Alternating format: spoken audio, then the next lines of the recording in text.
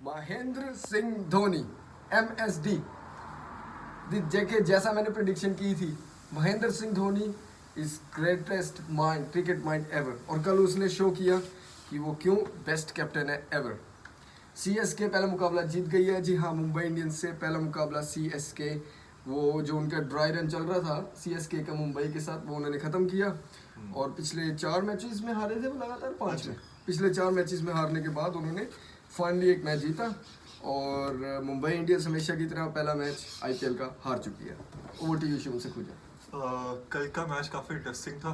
मतलब आखिरी ओवर तक मैच गया, मैच में काफ़ी रोमांच था। कभी ऐसा लग रहा था कि चेन्नई जीतेगी, कभी लग रहा था मुंबई जीतेगी। लेकिन जो सबसे बड़ा टर्निंग फैक्टर था मैच का, वो था सैम करन का प्रमोशन, जो कि महेंद्र सिंह धोनी ने बहुत ही अच्छा प्लानिंग के साथ एग्जीक्यूट किया।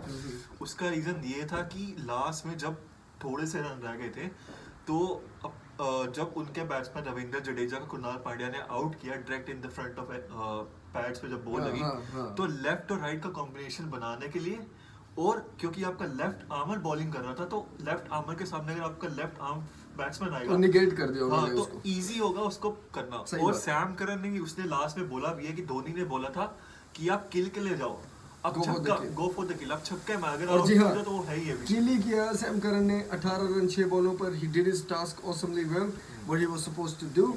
महेंद्र सिंह धोनी ने, पर देखें एक बात है, वर्ल्ड के किसी भी एनालिस्ट ने, बड़े बड़े क्रिकेटिंग ब्रेन्स ने कभी भी नहीं सोचा होगा कि Dhoni will pick Sam Curran over DJ Bravo. किसी ने नहीं सोचा था। मैं सभी का एनालिसिस देखा, सबका प्री मैच एनालिसिस, इवन कि मेरी कल प्रेडिक्शन काफ़ी हद तक सही गई। मैंने एक तो CSK प्रेडिक्ट की थी और शिवम सखूजा ने करी थी मुंबई इंडियंस। तो 1-0 हो चुका है। अब आप पूरे IPL में रिकॉर्ड देखते रहे। ठीक है। सेकंड बात क्या थी, मैंने बोला मुरली विजय, पूरा टीम ऑर्डर, अजिंक्य रहाणे, अंबती रायडू आएंगे, सब कुछ ठीक था। लेकिन हम दोनों में से किसी ने प्रेडिक्ट नहीं किया था कि सैम करन खेलेंगे अबव DJ ब्रावो। नहीं, तो ये आप कह सकते हैं क्रिकेटिंग ब्रेन था धोनी का, विच इज़ क्लास अपार्ट। और ये सिर्फ चेज में नहीं दिखा। ये आप अगर आप देखें ओपनिंग पारी पे आए अगर आप मुंबई इंडियंस की, तो मैच वो वहाँ से आ रहे हैं जब आपकी ओपनिंग इतनी अच्छी होगी। 6 ओवरों में कितने अच्छे रन थे विदाउट द स्कोर ओवर। 10 ओवरों में उन्होंने 85 रन मार लिए थे। उससे पहले आए, उससे पहले भी 6 ओवर में कुछ 51 रन थे उनके, 52 रन थे विदाउट एनी विकेट। एकदम ही रोहित शर्मा ने, और देखें धोनी को इसको आप क्रेडिट दें, पीयूष चावला को लेके आए, विकेट ली, हटाया, एक ओवर, 2 ओवर, ऐसे उन्होंने करा कि उसको सेटल ही नहीं होने दिया मुंबई की टीम को। और थोड़े ऑफ कलर लगे, रस्टी लगे मुंबई के बैट्समैन भी। और जहाँ पे मेरे ख्याल से जहाँ पे वो उन्हें फॉर द किल जाना चाहिए था ओपनिंग पार्टनरशिप के बाद, वहाँ पे वो थोड़ा उन्होंने चेन्नई सुपर किंग्स को टीम में वापस आने दिया। और फील्डिंग थोड़ी लेथार्जिक लगी आपको कल चेन्नई सुपर किंग्स की फील्डिंग बहुत लचर थी। उन्होंने काफी सीधे हाथ में आती गेंदों को छोड़ा है। उन्होंने बाउंड्री में मिसफील्ड्स किए हैं। हालांकि कैच बहुत अच्छी पकड़ी, 2 कैचेस अच्छी पकड़ी, बहुत अच्छी 2 कैचेस पकड़ी, लेकिन फील्डिंग दोनों टीम्स की अच्छी नहीं थी। I think we can give them benefit of doubt because they're playing after 6, 7, 8, maybe 9 months. Benefits of doubt नहीं कहेंगे हम, ये कहेंगे कि पहले मैच में वो जो मतलब आप एनकरेजमेंट होती है आपको, एक उत्साह होता है कि हाँ हम खेलने आ रहे हैं, काफी टाइम बाद खेले, वो नहीं दिखा दोनों टीम्स में। वो उत्साह कह लीजिए कि एक रस्टीनेस थी टीम में। I am sure by as the tournament progresses कि ये चीज़ में इम्प्रूवमेंट डेफिनेटली आएगी। और महेंद्र सिंह धोनी हमेशा ही चाहते हैं अभी उनके फील्डर्स, गन फील्डर्स नए, सिंगल्स को, रनिंग में भी सिंगल्स को डबल में कन्वर्ट करें, डबल को ट्रिपल्स में करें। तो मैच हारने का आपके हिसाब से मेन कारण क्या है? हालांकि इन्होंने प्रेडिक्शन दी थी मुंबई जीतेगी, अब कारण क्या आपका हारने का? देखिए 2 रीजंस है। पहला कि जब आपके पास अच्छी स्टार्ट मिल जाती है, आपको लास्ट में वो जो मिडिल ऑर्डर में विकेट जो गिरी है, वहाँ पे आपको एक बैट्समैन को कंटिन्यू करना था लास्ट तक। एक बैट्समैन को इनिंग बनानी थी, जैसे अंबती रायडू ने चेन्नई के लिए बनाई। देखो अगर आप ध्यान से अगर आपने मैच देखा था, चेन्नई की इनिंग्स देखी होती, तो अंबती रायडू थोड़ा अग्रेसर का रोल प्ले कर रहा था और फाफ डू प्लेसिस क्रीज पे टेक कर विकेट बचा रहा था, वो एक स्ट्राइक रोटेट कर रहा था। हाँ। ये मुंबई इंडियंस ने नहीं किया। आप देखो हार्दिक पांड्या उसने आते साथ छक्के मारने की कोशिश की, कृणाल पांड्या उसने रस्टी शॉट खेला, उससे पहले ईशान किशन तो खेला है, सूर्य कुमार यादव हो जाए, उन्होंने भी शॉट्स खेलने की कोशिश की। तो एक बैट्समैन को रिस्पॉन्सिबिलिटी लेनी चाहिए थी, वो वहाँ पे रिस्पॉन्सिबिलिटी नहीं रही। दूसरा रीजन ये है कि चेन्नई में जब आप लास्ट में जब आपने मैच इतना इंटरेस्टिंग बना लिया और आपके पास डेथ बॉलर्स इतने अच्छे हैं, आपको कुणाल पांड्या को वहां पे ओवर नहीं देना चाहिए था। इसके साथ मैं भी एग्री मैच में आना चाहूंगा। कुणाल पांड्या आपके पास बॉलर नहीं है, आप हार्दिक पांड्या से एक ओवर नहीं करवा रहे, आप हार्दिक पांड्या एक फास्ट बॉलर है, आप लास्ट के ओवर में फास्ट बॉलर के साथ जाओगे, चाहे वो रिस्क है कि उसको रन पड़ जाएगा, पर वो दो भी अच्छी गेंदें कर देगा, यॉर्कर लेंथ पे कर देगा, विकेट ले जाएगा, तो आपको क्या पता आपका मैच ही चेंज हो जाए। अब जो 3 ओवर में 29 कुछ रन चाहिए थे, मैं ट्रेंट बॉल से बॉलिंग करानी चाहिए थी ट्रेंट 18वें ओवर में, क्योंकि अगर वहीं पे आपको you should have gone for the किल, अगर वहां पे ट्रेंट बोल्ट 2-3 रन देकर ओवर निकाल देते तो एंड में सैम करन ऐसे शॉट ना खेल पाते जैसे उन्होंने खेल दिए। सही बात है। तो क्योंकि आपने उन्हें मौका दिया और उन्होंने वो मौका दोनों हाथों से एक्सेप्ट किया, और सैम करन के बढ़िया गेंदबाजी करी उन्होंने, पहले बढ़िया बल्लेबाजी की, सिर्फ 24 रन देकर एक विकेट, 24 रन देकर एक विकेट। और पर इनमें से पीयूष चावला ने सभी स्पिनर्स में से, दोनों टीम में से पीयूष चावला सबसे अच्छी बॉलिंग की। यही तो एक्सपीरियंस की बात होती है। अब यही मैं बात कल देखिए हम एक्सपीरियंस पे आ रहे हैं, कल कह रहे थे मुंबई इंडियंस यंग टीम है, ये थोड़ी ओल्ड टीम है। Experience you can't buy experience. मैंने क्या बोला, मैंने कल भी ये बोला था कि मुंबई इंडियंस के पास एक्सपीरियंस स्पिनर नहीं है। कल भी मैंने स्पिनर्स की तो ये मुंबई का ये आपसे मुंबई का जो वीक पॉइंट है वो स्पिन डिपार्टमेंट है। सही बात। राहुल चौहान से आप कितना एक्सपेक्ट कर लगे, वो Kunal Pandya is not a world class spinner, he is a good allrounder. Kunal Pandya ball फेंकता है, उसके पास टर्न नहीं करवा सकता, वो स्पिन नहीं है, वो सिर्फ ball Tej angle, that's right, या दैट्स राइट। तो प्रॉब्लम यही है मुंबई इंडियंस के लिए, यहाँ पे उनको अपना इस डिपार्टमेंट के बारे में सोचना पड़ेगा कि स्पिन डिपार्टमेंट को उसने क्या करना है, कैसे करना है, मिडिल ओवर में विकेट्स कैसे लेने हैं। अगर आपको पता है कि आपके पास स्पिनर्स नहीं है, तो आपको उस वैसे टाइप की स्ट्रेटेजी बनानी पड़ेगी जहां आपके फास्ट बॉलर्स मिडिल ओवर में आके दूसरी टीम की विकेट ले सके। इवन बुमराह ऑफ करने लगे, काफी रन खाए, 4 ओवर 43 विदाउट विकेट के, एक विकेट शायद एक विकेट, वो भी देखिए। पर एक बात है, अब मैं एक और चीज को पूछता हूँ, मुंबई इंडियंस में अगर कोई आपने बोला एंड तक खेल सकता है, जिसको पूरी अपनी इनिंग, वो है रोहित शर्मा, ठीक है, जो कि मेरे हिसाब से और खेलना चाहिए। बाकियों को है कि क्विंटन डिकॉक वेरी, जैसे मैंने प्रेडिक्शन की थी, सोच पकने की इनिंग्स खेलेंगे, एग्रेसिव इनिंग्स खेले, उन्होंने अच्छा स्टार्ट दिया। वहाँ पे सूर्य कुमार यादव, मेरे को अगर मैं थिंक टैंक में आऊँगा मुंबई इंडियंस के, मैं कहूँगा go for the kill, Surya Kumar Yadav, Quinton de Kock, go for the kill, Rohit Sharma can pace up his innings. अगर तो एंड तक खेलते हैं, अगर रोहित शर्मा एंड तक 16-17 ओवर तक खेलते हैं, इसमें कोई शक नहीं है कि 190 नहीं बनेगा, 200 नहीं बनेगा, क्योंकि रोहित शर्मा का नहीं, टीम का, मतलब कि पर कुछ पता नहीं रोहित शर्मा 190 भी बना जाए, वो ऐसे खिलाड़ी हैं कि वो कुछ भी कर सकते हैं। 14 मैच में रोहित शर्मा की रिस्पांसिबिलिटी नहीं बनती, ये टीम की गेम है। आपके पास इतने एक्सपीरियंस बैट्समैन तो फिर ये तो है नहीं कि आपकी टीम बिल्कुल ही यंग है जिसको एक्सपीरियंस। चलो फिर इसका बताएं आप, जो सौरभ तिवारी को खिलाया ईशान किशन के ऊपर, उसके बारे में आपके, हालांकि सौरभ तिवारी अच्छा खेले, लेकिन क्या वो खिलाड़ी है जो आपको 14 में से 8 मैच परफॉर्म करके दे सकता है? मुझे नहीं लगता। अभी ये मुंबई इंडियंस के थिंक टैंक को लगता है कि सौरभ तिवारी अगर ईशान किशन से बेटर बैट्समैन मेरी नज़र पे नहीं है। मेरी नज़र में ईशान किशन होने का फैक्टर ये है कि अगर आपको 180-90 चेज करना है, वो आपको अच्छी इनिंग्स पे स्कोर कर सकता है, स्ट्राइक रेट उसका अच्छा रहेगा। उन्होंने अभी पीछे वो मैच भी खेला था जो ये रोड सेफ्टी मैच था, जो जिसमें रिटायर्ड लेजेंड्स भी खेले थे। उसमें उन्होंने 150 काफी रन उन्होंने बनाए और उनकी बैट फ्लो काफी अच्छा था, बल्कि कोरोना से पहले। हार्दिक पांड्या भी अभी थोड़ा टाइम पहले 2 गेम्स खेल के आए महाराष्ट्र की, इसमें उसने 150 रन मारे हैं उसने। देखिए वो नो डाउट हार्दिक पांड्या के टैलेंटेड बैट्समैन है, ईशान किशन टैलेंटेड बैट्समैन है। हार्दिक पांड्या भी कल ऐसा नहीं है कि कोई रैश शॉट खेल के आउट हुआ, he was doing the right thing, he was trying to hit it straight. नहीं, बट उस मोमेंट पे उसको रिस्पांसिबिलिटी लेनी चाहिए थी, उसको पता है मेरी 3-4 देखिए रोल क्या टीम में, बात वही आ जाती है, हार्दिक पांड्या का रोल क्या टीम में। आई थिंक हार्दिक पांड्या का रोल है फिनिश करने का, मे बी, बट पोलार्ड का फिर क्या रोल है, बात वही आ जाती है कि अगर आपके नीचे कुणाल पांड्या है, नीचे आपके पोलार्ड है, क्या आप रुक कर खेलेंगे कि आप गो फॉर द किल? जैसे सैम करन रुक कर नहीं खेलना, सैम करन का टॉस खेले, अगर आउट होते हैं तो नीचे फिर आएंगे महेंद्र सिंह धोनी। पोलार्ड ने ट्राई किया था, पोलार्ड अपनी तरफ से सेटल होने की कोशिश की, जिसने गेंदें ली उसने लास्ट में आके शॉट खेला, तो फिर पोलार्ड को ऊपर आना चाहिए, या तो कुणाल पांड्या से और हार्दिक पांड्या से भी ऑर्डर चेंज करना चाहिए था। पहली बार उसको वहां पे जब आपकी 3 विकेटें गिर गई थी, आपका पोलार्ड को ऊपर भेजना चाहिए था। हाँ, क्योंकि पोलार्ड को आपने देखा अभी CPL में काफी अच्छा प्रदर्शन करके आए, दूसरे प्लेयर रस्टी थे, तो मेरे हिसाब से पोलार्ड का प्रमोशन होना चाहिए था। But then again the problem was in the bowling as well. You were in the game till the 17th over. Yes.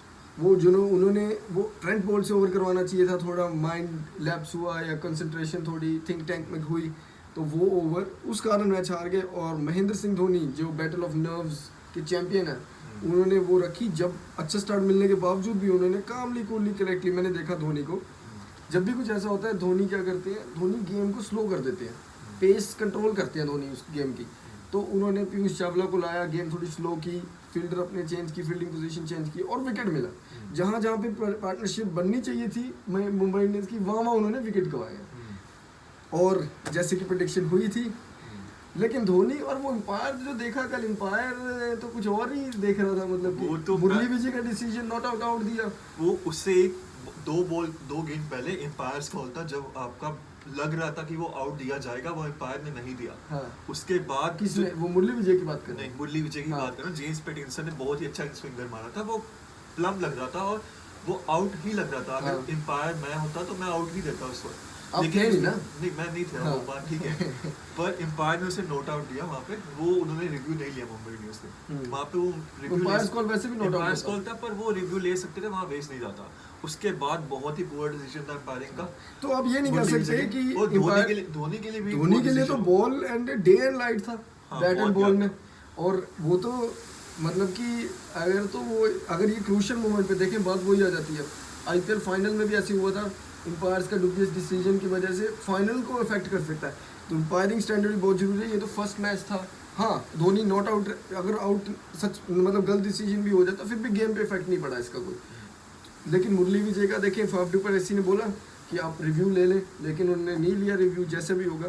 लेकिन वो फिर भी मैं बेनिफिट ऑफ डाउट देता हूँ। लेकिन जो धोनी वाला था, वो तो बॉल और बैट में कम से कम 2 फीट का डिफरेंस था, मतलब कम से कम काफ़ी दूर जा रही थी बॉल। नहीं, बात ये भी है कि अगर आपने पिछले 2 सीजन देखे हो आईपीएल के, तो उसमें भी एम्पायरिंग का स्तर गिरा है। स्तर गिरा है। जितने भी इंडियन एम्पायर ओवरऑल मैं कहता हूँ ओवरऑल आईसीसी में गिरा है, मे बी टेक्नोलॉजी के कारण। नहीं, अगर आप मुझे ये बोलना नहीं चाहिए, पर इंडियन एम्पायर्स का परफॉर्मेंस एज कंपेयर टू जो इंटरनेशनल एम्पायर्स है, वो थोड़ा नीचे रहा है। पर ये देखिए, fact फिर रहा वर्ल्ड है। कप फाइनल में तो इंडियन एम्पायर नहीं था। नहीं, वर्ल्ड कप वर्ल्ड- फाइनल में जो हुआ, वो देखिए बात- वर्ल्ड कप 4 साल में एक बार आता है, पूरी टीम, कईयों के कैरियर्स में एक बार आता है वर्ल्ड कप। और उसका एक डिसीजन, एक एम्पायर डिसीजन अगर वो इफेक्ट करे तो ये गेम के हित में नहीं है। नहीं, पर मैं ओवरऑल 2 सीजन्स की बात कर रहा हूँ हाँ। कि क्योंकि नहीं, स्तर गिरा है। मोस्टली आईपीएल में इंडियन एम्पायर्स होते हैं। अगर स्तर आप गिरा। देखो तो मेरे ख्याल से 60-40 का रेशियो रहता है। इसका कारण मैं मानता हूँ कि टेक्नोलॉजी का आना। अब एम्पायर्स को जब टेक्नोलॉजी नहीं थी ज़्यादा, ये रिव्यू नहीं था, तो एम्पायर्स के ऊपर एक एक्स्ट्रा फोकस होता था कि our decision is final there and then on the ground. तो उसमें अब अगर आपको मैं कमांड दे दूँ, you have to make the right call and your call is final, तो आप उस पर एक्स्ट्रा एफर्ट देंगे। कल आप उसका प्रूफ देख सकते हैं। कल बुमराह ने एक नो बॉल डाला था, इतना बड़ा नो बॉल था वो, इतना बड़ा नो बॉल था। हाँ। तो उसका पैर लाइन से बाहर था और Yeah. वो एम्पायर ने नहीं दिया। वो अब क्योंकि रूल चेंज हो गए इस बार आईपीएल में, जो ऊपर थर्ड से एम्पायर third होगा umpire वो बोलते नो हैं। बॉल देगा। तो बुमराह कल वो नो उसका- balls, story that no Indian forgets, champions trophy 2017। तो लेकिन- बुमराह को नो बॉल पे वर्क करना पड़ेगा बहुत। ये बात सही है। अच्छा जी, आज का मैच दिल्ली वर्सेस पंजाब। पंजाब। अपनी प्रेडिक्शन दे दें पहले तो, कि पहले टीम बतानी है। नहीं, पहले टीम बता देते हैं, फिर पहले prediction। टीम बता देते हैं, चलो। देखिए, मैं शुरू करता हूँ पंजाब की टीम से। पंजाब का स्क्वाड जो मैं कहता हूँ, सबसे पहले तो एक दिल्ली की तरफ से एक जो खबर आ रही है कि शायद ईशांत शर्मा ना खेले पहला मैच। उनको प्रैक्टिस मैच में इंजरी स्केयर हुआ है या इंजर हुए हैं, अब वो न्यूज वक्त नहीं पता है, चलेगा। ऐसी न्यूज नहीं है। वो तो मैच से पहले मैच पता से चलेगा। पहले अगर आप पता चलेगा। स्टार स्पोर्ट्स देखोगे तो वहाँ पे आ जाएगा कि कहीं पर भी देखें, हम तो यहाँ पे केओ पे देख रहे हैं, ऑनलाइन स्ट्रीमिंग सर्विस नहीं, पे। आप जिस भी देश में देख रहे हो वहाँ पे आप देख सकते हो कि आ जाएगा कि शान शर्मा खेल रहे नहीं खेल रहे, वो पहले डिस्कस कर लेते हैं कि ठीक। फिट है या नहीं। अच्छा, अब ओपनिंग को कंपेयर करें। ओपनिंग नहीं, आप पहले टीम डिस्कस कर लेते टीम ऐसे से डिस्कस करेंगे दोनों की ओपनिंग को। पहले कोचिंग को कंपेयर करा जाए मेरे हिसाब से तो। एक तरफ Ricky Ponting versus Anil Kumble, दोनों ग्रेट माइंड्स। अच्छा, अनिल कुंबले एकमात्र इंडियन एम्पायर है पूरे आईपीएल में, हेड कोच। नहीं, Anil Kumble director of operations है, हेड कोच भी है। हेड कोच है, पर पहले डायरेक्टर हेड कोच मैं कह रहा हूँ कि सिर्फ एक ही इंडियन बंदा है जो पूरे आईपीएल में हेड हाँ। कोच है, वो है अनिल कुंबले। तो दोनों ग्रेट माइंड्स हैं, इसमें कोई शक नहीं है। मैं तो अनिल कुंबले को थोड़ा हायर रेट करूंगा उसमें रिकी पॉन्टिंग से, क्योंकि उन्होंने इंडियन टीम का भी हेड कोच बने हैं। रिकी पॉन्टिंग नहीं बने, इंडियन टीम का हेड कोच बनना बहुत बड़ी बात है। शारजा का उन्हें एक्सपीरियंस है, स्पिनर है और इंडिया की टीम से लेजेंड प्लेयर है। तो उन्होंने पंजाब में ओपनिंग पे अगर मैं आऊँ तो केएल राहुल और क्रिस गेल ओपनर होने चाहिए, इसमें कोई शक नहीं है आपके हिसाब से? जी हाँ, क्रिस गेल का तो बनता है, क्योंकि अब मैं क्रिस गेल के साथ इसलिए भी जाऊंगा क्योंकि वो एक ऐसे बैट्समैन, अगर वो चल जाए तो फिर आपको पता है कि क्या हालत He कर can सकते win हैं you दूसरी matches single handedly. अगर मैं वही कहना, अगर वो पहली 6 ओवरों में मेरे को छोटे 50-60 ओवर रन में hat-trick हाँ। देगा तो बहुत अच्छा होगा पंजाब की टीम के लिए। सही बात है। और दूसरी तरफ शिखर धवन और पृथ्वी शॉ। कोई शक नहीं, इसमें दोनों बढ़िया बल्लेबाज। पृथ्वी शॉ जो कि इंडिया के फ्यूचर टैलेंट है, इमर्जिंग प्लेयर इस है। मैच में पृथ्वी शॉ शिखर धवन पे नजर रहेगी क्योंकि उन्होंने प्रैक्टिस मैच में दमदार परफॉर्मेंसेस दी है, बहुत ही अच्छी टच में। और मेरी नज़र तो स्पेशली शिखर धवन और पृथ्वी शॉ दोनों, स्पेशली पृथ्वी शॉ पे वो किस तरह परफॉर्म करते हैं आज। अच्छा, नंबर 3 पे मैं तो पंजाब में भेजूंगा मयंक अग्रवाल को। मयंक अग्रवाल क्योंकि वो देखें, केएल राहुल और क्रिस गेल दोनों स्वॉश बकलिंग बैट्समैन है, दोनों ही एग्रेसिव हैं। तो अगर इनमें से कोई आउट होता है जल्दी, मयंक अग्रवाल ऐसे हैं जो आपको हर कंडीशन में आपको तेज भी खेल सकते हैं, स्लो भी खेल सकते हैं, आइडियल नंबर 3 है। और मैं तो मयंक प्रेशर लेना जानते हैं, मैं तो मयंक अग्रवाल से जाऊँगा। आपका इस पर क्या टेक है? नहीं, मयंक अग्रवाल अच्छे बैट्समैन है। आई थिंक उसने अब T20 में उसकी परफॉर्मेंसेस इतनी अच्छी नहीं रही अभी तक, उस तरह से परफॉर्म नहीं किया। लेकिन अगर इस सीज़न में वो रिस्पॉन्सिबिलिटी लेते हैं नंबर 3 पे, और अगर अच्छी स्टार्ट मिलती है, कभी क्रिस गेल जल्दी आउट हो जाए या राहुल जल्दी आउट हो जाए, तो अगर वो रिस्पॉन्सिबिलिटी लेते हैं और एक फाउंडेशन सेट करते हैं आने वाले बैट्समैन के लिए, तो बहुत अच्छा रहेगा। तो नंबर 3 एक सॉलिड ही होना चाहिए हर एक टीम। ठीक होगा। उसके बाद जी मैं भेजूंगा ग्लेन मैक्सवेल को नंबर 4। 100 मार के आ रहे हैं, उससे पहले भी रन मारे हैं इंग्लैंड के खिलाफ, अच्छी फॉर्म से आ रहे हैं। और 100 मार के जब कोई सीरीज जिता के आता है ना, तो उसका कॉन्फिडेंस अलग लेवल का होता है। एक बात आपको और बता दूं, ग्लेन मैक्सवेल का यूएई में रिकॉर्ड सबसे अच्छा रहा है जितने and he can spin the ball. Spinner तो बात ठीक है, पर मैं आपको बताऊं कि पिछली बार जब 6 मैच हुए थे यूएई में, तो मैक्सवेल ने सबसे ज्यादा रन मारे थे जितने भी बैट्समैन थे वहां से। That's a good asset. तो मैक्सवेल तो 100% स्टार्ट करेंगे। यूएई में बनता है क्योंकि उसकी फॉर्म भी अच्छी है, और उसने हालांकि स्टांस चेंज किया है, पर क्या वहाँ पे यूएई की विकेट्स पे उस पर फर्क पड़ेगा नहीं पड़ेगा, कैसे खेलेगा वो डिपेंड करता है। पर उसको मैक्सवेल के साथ ही जाना नंबर 5 में ऐसा रखूंगा कि जो मे भी लोग कहें कि मेरे से ना माने, मैं तो जाऊंगा नंबर 5 अगर तो सरफराज खान के साथ। आपको सच बताऊं, लोग निकलेस पुरन की भी बात आ रही है, but I will go with, थोड़ी हवाएं तेज हैं और ऐसी हवाओं से उड़ाएंगे आज दिल्ली को। तो उसमें मैं लेकर जाऊंगा सरफराज खान को। He has worked on his fitness. IPL उनका फोकस है, अब आईपीएल के थ्रू ही अब वो टीम में आ सकते हैं। T20 वर्ल्ड कप इंडिया में होने वाला है, उनके पास गोल्डन अपॉर्चुनिटी है। वो he has been around for few years now, but he's gone fit, looks in good shape, he's good on confidence, and I think he's good to go. उसके बाद जी मैं बुलाऊंगा उसको अपना जिमी नीशम को, sorry हाँ James Neesham या Jimmy Neesham जो भी कहना चाहते हैं, उनको बुलाया जाए। उसके बाद शामी, मुजीबुर रहमान। ये आपके 4 ओवरसीज 5 हो गए। ओवरसीज 5 का क्रिस गेल हुए, Chris Gayle, Maxwell, Jimmy Neesham, हाँ, और मुजीबुर रहमान। मुजीबुर रहमान कभी मैंने निकोलस पुरन को नहीं निकाला, क्योंकि अगर निकोलस पुरन खेलते हैं फिर you can't play the overseas players ना, इसलिए मैंने वो करके। तो केएल राहुल हो गए, क्रिस गेल हो गए 2, नंबर 3 पे मेरे हो गए मयंक अग्रवाल, नंबर 4 पे सरफराज खान, नंबर 5 पे जिमी नीशम, नंबर 6 पे आप किसको खिलाएंगे? करुण नायर। करुण नायर मेरे को टीम में जगह नहीं मिलती करुण नायर की अभी। तो आप किसको खिलाएंगे फिर? देखिए, मेरा 4 नंबर जो होगा वो होगा ऐसा बैट्समैन जो इनिंग्स में टाइम ले, थोड़ा लास्ट तक रिस्पॉन्सिबिलिटी लेके फिनिश कर सके। तो अगर क्रिस गेल खेल रहा है तो ऑब्वियसली पुरन की जगह नहीं बनती, तो जिमी नीशम आ सकता है उस पोजीशन पे। सरफराज खान को मैं 4 पे इसलिए नहीं भेजूंगा क्योंकि वो फिनिशर है, फिनिशर को आप ऊपर नहीं भेज सकते। तो मैं एक ऐसा बैट्समैन दूंगा तो इनिंग्स पेस करके लास्ट में अच्छे से फिनिश कर सके। अगर वो ऊपर डिपेंड करता है सिनेरियो पे, अगर बचे ही 2-3 ओवर है, हाँ वो डिपेंड करता है। क्रिस गेल 12-15 ओवर खेल गया तो फिर आप सोच सकते हो कि किसको ही जाना चाहिए ऊपर। अच्छा, बॉलिंग में आप बताएं, स्पिनर्स वर्ल्ड क्लास स्पिनर्स हैं। अच्छा, मैं स्पिन में मुजीबुर रहमान तो एक ओवरसीज हो गए, अब आप ओवरसीज को डाल नहीं सकते, एक शामी हो गए। मैं जाऊंगा द अंडर 19 प्लेयर के इमर्जिंग प्लेयर थे जो अंडर 19 के one of the best talents India so, Bishnoi the wizard, the spinner, उससे डालो। मैं तो उससे जाऊंगा। और आपका इस पे क्या टेक है, आप उन्हें रखेंगे कि नहीं? नहीं, बिश्नोई की तो जगह बनती है क्योंकि कमाल का प्रोस्पेक्ट है, उसने जैसे अंडर 19 में परफॉर्म किया है उस हिसाब से तो उसकी टीम में जगह बनती है और वो मेरे हिसाब से उसे खेलना ही चाहिए। सही हो गया। तो इसमें अगर मैं जाऊँ उस हिसाब से कि अगर आप उसके बारे में जाएं तो मैं हिसाब से वो टीम अगर एक बार फटाफट अपने गिनवा दूं कि KL Rahul, Chris Gayle, Mayank Agarwal, Glenn Maxwell, Sarfaraz Khan, Karun Nair, उसके बाद मुजीबुर रहमान, रवि बिश्नोई, मोहम्मद शामी और मनदीप सिंह। नहीं, मनदीप सिंह तो बैट्समैन लगेगा, मनदीप सिंह खेलेगा तो उसको ऊपर खेलूंगा ना, बॉलर नहीं है वो। गिनवा दी मैंने टोटल ओवरऑल फिर आपको। आपने ऑर्डर बिल्कुल खराब कर ऑर्डर नहीं मैंने गिनाया, मैंने overall based on quality priority के हिसाब से मैंने बोला कि उस हिसाब से मैंने गिना दिया। मनदीप सिंह की तो जगह बनती है। मनदीप सिंह की बनती है, तो 11 हो गए वैसे। हाँ जी। हाँ, तो अब आप दिल्ली का, अपना दिल्ली का बताएं। अच्छा, इसी बहाने हमने बता चुके हैं कि ये दिल्ली सपोर्ट कर रहे हैं, मैं पंजाब कर रहा हूँ, वो भी मैं बेसिकली पंजाब से, ये हरियाणा से हैं पर ये दिल्ली रहे हैं कुछ साल, तो इनकी थोड़ी प्रायोरिटी शिफ्ट हो चुकी है दिल्ली की तरफ। तो दिल्ली का जैसे आप जानते हो कि सबसे स्ट्रॉन्ग ओपनिंग प्लेयर है, इंडियन की बात करूँ मैं तो इंडियंस अगर यंग टैलेंट है तो शिखर धवन और Prithvi Shaw left right combination और बहुत ही एक्सप्लोसिव स्टार्ट दे सकते हैं दिल्ली कैपिटल्स को, स्पेशली पृथ्वी शॉ जो कि बहुत ही कमाल की फॉर्म में लगे हैं प्रैक्टिस मैच में।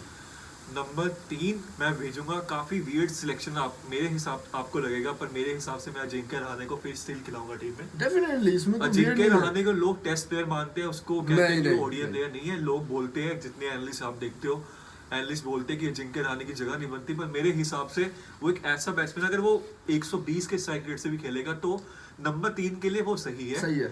आपको उसमें इनिंग्स बिल्ड करने वाला प्लेयर चाहिए जो 40-50 मेरे हिसाब से तो अजिंक्य रहाणे इंडियन टीम में भी खेलना चाहिए, हाँ, ओडीआई और खेलना टेस्ट, चाहिए उसे। ओडीआई और टी20 भी। जी हाँ। आपको नंबर 4 की जो प्रॉब्लम, नंबर 4 कब से आ रही है, Ajinkya Rahane is perfect number 4। आगे आ जाए, सॉरी टू इंटरप्ट। हाँ, उसके बाद 4 पे कैप्टन ऑब्वियसली श्रेयस अय्यर, बहुत ही अच्छे बैट्समैन है, देखना होगा कि इस बार कैसे परफॉर्मेंस रहता है, उसको लीड फ्रॉम द फ्रंट करना पड़ेगा, उसको परफॉर्म करना पड़ेगा अगर उसको टीम का मोरल बूस्ट करना है फर्स्ट मैच से। नंबर 5 में ओवरसीज बैट्समैन के साथ जाऊंगा, शेरमॉन हेटमायर। हेटमायर ने बहुत ही अच्छी बैटिंग की थी दिल्ली कैपिटल्स के Good लिए, player. स्पेशली जिस सीजन में ऋषभ पंत में थे, तो मैं हेटमायर और ऋषभ पंत का ऑर्डर चेंज करूंगा 5-6 वो डिपेंड करेगा सिचुएशन के हिसाब से कि ऋषभ पंत आ रहा है। ऋषभ पंत को अच्छा आप ले रहे हैं टीम में ना? नहीं, ऋषभ पंत तो खेलेगा हाँ, नहीं, हाँ, क्योंकि ये कई बार ऋषभ पंत के साथ थोड़े वो ज्यादा क्रिटिसाइज्म कर देते हैं। मेरे तो आप करते हैं क्रिटिसिज्म, मैं भी कई बार क्रिटिसिज्म करता हूँ, पर मेरे हिसाब से Rishabh Pant is one of the best talent in India और उसको चांस मिलना चाहिए। लोग कहते हैं उसे चांस नहीं मिला है, कुछ नहीं मिला, मेरे हिसाब से ही हैज प्रूव्ड इनफ। उसने टेस्ट में 100s हैं उसके पास, ओवरसीज टेस्ट में, मैं ऑस्ट्रेलिया में था जब उसने 100 किया। और आप ऑस्ट्रेलियन देखें, आपको किसी खिलाड़ी, ऋषभ पंत दिल्ली कैपिटल्स के प्लेयर है, किसी प्लेयर का आप उसी हिसाब से कैलिबर लगा सकते हैं कि ऑपोजिशन में कितना फियर है। And I can sense the fear that Rishabh Pant creates in Australian minds, not just in the team, in Australian minds. वो देखना पड़ेगा, उसको परफॉर्म करना पड़ेगा क्योंकि उसको पहले भी बहुत मौके दिए गए हैं, इंडियन टीम में दिए गए हैं, दिल्ली कैपिटल्स में। 2018 का सीजन उसके लिए बहुत अच्छा था, लेकिन 2019 में उतना ही बुरा था उसके लिए, तो उसको बहुत मौके मिल चुके हैं। अब वो टाइम आ चुका है कि उसको रिस्पॉन्सिबिलिटी लेनी पड़ेगी। अगर वो दिल्ली कैपिटल्स की रिस्पॉन्सिबिलिटी नहीं लेगा तो इंडियन टीम की तो रिस्पॉन्सिबिलिटी हम उम्मीद नहीं कर सकते। तो अगर अब वो दिल्ली कैपिटल्स में रिस्पॉन्सिबिलिटी लेना स्टार्ट करेगा, वो 500-600 रन मार देगा इस टूर्नामेंट में, तो ऑब्वियसली भारत की टीम में उसका कॉन्फिडेंस हाई होगा, उसको जगह उसकी पक्की है भारत की टीम में, और वर्ल्ड कप का वो नंबर 1 दावेदार बन जाएगा एज अ कीपर खेलने के लिए। तो ऋषभ पंत की यहाँ के लिए बहुत क्रूशियल टूर्नामेंट है। अच्छा, एलेक्स कैरी को नहीं खिलाएंगे ना, ऋषभ पंत को खिलाएंगे? नहीं, मेरा अगर शेरमॉन हेटमायर है वो कीपिंग कर सकता है, ऋषभ पंत कीपिंग कर सकता है, मैं और ओवरसीज आप नहीं खिलाएंगे? मैं नहीं चाहूंगा। और अब बॉलिंग में आए नहीं, अभी आ रहे हैं ना फिनिशर, उसकी फिनिशर की बात नहीं। तो एक जो मैं ओवरसीज बैट्समैन का मैं सोच सकता हूँ यहाँ पे खेलने का, वो है मार्कस स्टोइनिस। अगर खेलना चाहे वो खेल सकता है क्योंकि वो एक ऑलराउंडर है। नहीं, हाँ, मार्कस स्टोइनिस एक ऐसा ऑप्शन है, वो खेल सकता है टीम में। हाँ, हाँ। तो हम उसके साथ जा सकते हैं, पर जरूरी नहीं है उसे खेले। अगर आप 3 ओवरसीज के साथ भी जाओगे तब भी दिल्ली कैपिटल्स की टीम बहुत ताकतवर है, उसके पास बहुत ही अच्छा लोकल टैलेंट है। अक्षर पटेल की टीम में जगह बनती है, लेफ्ट आर्म जडेजा की तरह लेफ्ट आर्म है, और बैटिंग प्रोस्पेक्ट भी है, वो फिनिश कर सकता है गेम्स को। तो अक्षर पटेल 7 पे आसानी से खेल सकता है। ठीक हो गया। उसके बाद जो एक ओवरसीज स्पिनर के साथ मैं जाऊंगा, अगर आप मार्कस स्टोइनिस को नहीं निकालते तो मैं एक फास्ट बॉलर नीचे खिलाऊंगा, पर मैं जो चाहूंगा ओवरसीज स्पिनर खेलना चाहिए, क्योंकि कुछ लोग कह रहे हैं कि नोटजे है साउथ अफ्रीका के, उसको खेलना चाहिए। पर मैं एक स्पिनर के साथ जाऊंगा, मैं संदीप लंबी जो नेपाल के हैं, एक्साइटिंग टैलेंट। वो और जो है अपना राशिद खान, वो एक तरह का प्रोस्पेक्ट है, लेग स्पिन में बहुत ही तेज से बॉल करता है, उसको पिक करना मुश्किल होता है। फिर ओवरसीज प्लेयर काफी हो गए ना। नहीं, मैंने स्टोइनिस के साथ नहीं गया ना, स्टोइनिस Okay. एक पॉसिबिलिटी है, पर मैं उसके साथ नहीं जाऊंगा। अमित मिश्रा खेलेंगे, अमित मिश्रा खेलेगा, ईशांत शर्मा बात करते हैं उसके बारे में। पर अभी जो ये 6-7 की मैं बात कर रहा हूँ, 8 नंबर पे जो 8 नंबर नहीं बोल रहा मैं, 8वां जो प्लेयर होगा लंबी चन्ने होगा। दूसरा स्पिनर ऑब्वियसली मेरा अमित मिश्रा, आप उसको रूल आउट नहीं कर सकते। 3 हैट्रिक्स दे रखी है उसने, सबसे लीडिंग विकेट टेकर है आपका लसित मलिंगा के बाद। तो मेरे ख्याल से लसित मलिंगा अमित मिश्रा, मेरे हिसाब से मिश्रा लसित मलिंगा मुझे श्योर टीम दोनों में से दो, मेरे हिसाब से मिश्रा है शायद लीडिंग विकेट टेकर। अब एक को तो भूल ही गए महाखिलाड़ी को, नहीं, किसको? रविचंद्रन अश्विन। रविचंद्रन अश्विन, मैं स्टिल उसको पहले मैच में नहीं रख रहा उसको, मैं नहीं रख रहा उसको कि आप एक्सपीरियंस प्लेयर के साथ जाओगे। देखिए फिर ये कहे वो नहीं था, वो था, वो नहीं, था। टीम की बात। Ravichandran Ashwin is 100% playing, will play. ये आप मेरे से लिखवा लें, he will play, this is my prediction. तो अगर आप रविचंद्रन अश्विन, एक्सपीरियंस ही नहीं है ना फिर तो टीम में कोई। आपको क्वालिटी लानी पड़ेगी ना। Ashwin not just a player, he is also a good cricketing brain. आपको थिंक टैंक में रखना पड़ेगा अश्विन। बोले ना वो पिछले साल आईपीएल में कैप्टन थे वो, तो ही इज अ कैप्टन मटेरियल। फिर दोनों में से कोई एक खेलेगा, आप अमित मिश्रा को खिलाएंगे या फिर रविचंद्रन अश्विन को? 3 स्पिनर खेल जा सकते हैं आप अक्षर पटेल को पहले से खिला रहे हो ना, क्योंकि वो आपका एक तरह का ऑलराउंडर है। अक्षर पटेल वो आपका एक तरह का नहीं, all-rounder मैं है। मार्कस टॉनिस को खिलाऊंगा, उसके बाद मैं अमित मिश्रा को खिलाऊंगा, मैं खिलाऊंगा आपके अश्विन पास को। आपको कगीसो रिबाडा नहीं खिलाना क्या? कगीसो रिबाडा को तो खिलाओगे ना नीचे। तो देखिए आप वो 4 ओवर पिच ऐसी है कि स्पिनर्स फेवरेबल पिच है। पहले मैच में स्पिनर्स फेवरेबल पिच दी है मेरे हिसाब से। मैं टीम बता रहा हूं, तो मुझे बता दीजिए। हाँ, आप बताइए। फिर ये रोते हैं अभी हार गए, ये हो गया, वो हार गई वाली बात प्रेडिक्शन नहीं 1-0। चलो वो देख भूले लेंगे ना। क्या होता है। तो कगीसो रबाडा मेरे हिसाब से जो चौथे ओवरसीज प्लेयर है, कगीसो रबाडा हो गए। तो 4 ओवरसीज मैंने बता दिए, वो जो हो गए आपका Nicholas Pooran, sorry, Shimron Hetmyer. Punjab के प्लेयर ज्यादा पसंद आ रहे नहीं, हैं। वो एक तरह का ही प्लेयर है, तो मेरे को उस दिमाग में वो चल रहा था। शर्मन हेटमायर खेलेगा आपका, कगीसो रबाडा खेलेगा, संदीप लंबिछन्ने खेलेंगे, और आपका जो है वहाँ पे पॉसिबिलिटी है स्टोइनिस खेल सकता है, या फिर आप किसी तो स्टोइनिस ना हुआ तो विल यू गो फॉर, अगर ईशांत शर्मा खेलते हैं तो वहाँ पे जरूरत है आपको रबाडा की, may be you can go for an extra spinner. आप अश्विन को डाल सकते हैं। आपके पास एक एक्सपीरियंस फास्ट बॉलर होना चाहिए। ईशांत शर्मा खेल रहा है ना अगर। ईशांत शर्मा एक प्रूवन मटेरियल नहीं है T20, उसने टेस्ट में बहुत ही अच्छी बॉलिंग की है, पर कगीसो रबाडा आपको एक डेथ ओवर में बॉलिंग करना चाहिए। जैसे मुंबई इंडियंस के पास जसप्रीत बुमराह है, आपके चेन्नई के पास दीपक चहार है जो डेथ बॉलिंग में अच्छी बॉलिंग कर सकता है, पर दोनों टीम, दिल्ली के पास नहीं है। दिल्ली को आपको कगीसो रबाडा के साथ जाना ही अच्छा, पड़ेगा। दोनों टीम्स में एक प्रॉब्लम है, एक वीकनेस है, गुड इंडियन ऑलराउंडर दोनों के पास नहीं है। जी हाँ। अब आप अगर पंजाब पे नजर घुमाए, आपके पास स्पिनर ग्लेन मैक्सवेल है जो कि ओवरसीज तो खेलेंगे, अब स्पिनर है आपके पास। अगर बिश्नोई के साथ जाते हैं, ठीक है, बिश्नोई अगर बिश्नोई के साथ जाते हैं स्पिनर का, आपके पास कोई अच्छा fast bowling allrounder Jimmy Neesham है, लेकिन स्पिनर आपके पास कोई स्पिनर अच्छा नहीं है इंडियन ऑलराउंडर। जैसे जडेजा है चेन्नई के पास, जैसे कृणाल पांड्या है मुंबई के पास, ठीक है, वैसा दोनों टीम्स के पास ऐसा नहीं है कि नहीं, भारत में वैसे भी ऑलराउंडर्स बहुत कम ही आए हैं अगर आप देखो ओवर द इयर्स, तो इसलिए जो ओवरसीज भी कोई स्पिनर ऐसा नहीं है। मैक्सवेल है पंजाब के पास, लेकिन अब उसको प्रॉपर पार्ट टाइमर है, वो उसको आप ऑलराउंडर नहीं कह सकते। आप 1-2 ओवर कर लेगा, वो भी अगर आपको आपके रेगुलर बॉलर जो आपको विकेट नहीं लेके दे रहे या बहुत ही ज़्यादा रन चलेगा, पूरा चेंज आप मैक्सवेल से बॉलिंग करवाते। कभी कभार कैप्टन की स्ट्रेटेजी होती है कि अगर आपका लेफ्ट हैंडेड स्ट्राइक पे आ रहा है, फॉर एग्जांपल शिखर धवन आ रहा है खेलने, तो आप मैक्सवेल से पहला ओवर करवा दो, अच्छा, पूरा चेंज। सॉरी, ये हवाएं दिख रही हैं। अब ये वीडियो हमारी मैच एनालिसिस खत्म करने है, मैं आपको एक बार नज़ारा इधर का दिखाऊंगा जो मौसम हुआ पड़ा है। नहीं, पहले बता दीजिए आप टीम किसको सपोर्ट कर रहे हैं। मैं तो पहले ही बोल चुका, मैं तो पंजाब को कर रहा हूँ, मैं हूँ भी पंजाबी। आप हरियाणा से हैं, हरियाणा की अनफॉर्चुनेटली कोई टीम नहीं है, तो आप दिल्ली में रहते थे, वैसे भी दिल्ली को सपोर्ट कर रहे हैं, लेकिन दोनों ही टीमें इस बार नया कुछ दिखाएंगी और नया फ्लेवर है। और मेरी गारंटी है कि दोनों में से एटलीस्ट मैं एक टीम को तो सेमीफाइनल खेलते देख रहा हूँ। शायद दोनों भी हो सकते हैं, शायद दोनों भी हो सकते हैं टॉप 4 में, पर दोनों टीम बहुत ही अच्छी प्रोस्पेक्ट है। और मेरे हिसाब से अगर मैं जब कहता हूँ कि इस बार एक नया चैंपियन होगा, तो उसमें से नया चैंपियन या दिल्ली कैपिटल्स या किंग्स 11 पंजाब के इवन आरसीबी में से भी कोई हो सकता हाई स्टेक्स है, पर तो वो जब होगा तब हाँ, उस पर आएंगे। हाँ। लेकिन दोनों टीमें मेरे ख्याल से दोनों सिमिलर सी टीम लगती हैं आपको? मुझे लगता है ये अच्छा मैच, काफी अच्छा अच्छा मैच मैच हो सकता है ये। इवन की कोचेस भी लेजेंड्स हैं दोनों के, हाँ, काफी दो ओपनिंग भी दोनों की स्ट्रॉन्ग अच्छी टीम्स है। का मैच है, इवन टीम्स है तो मुझे जो एक प्लेयर लगता है जो डिफरेंस डाल सकता है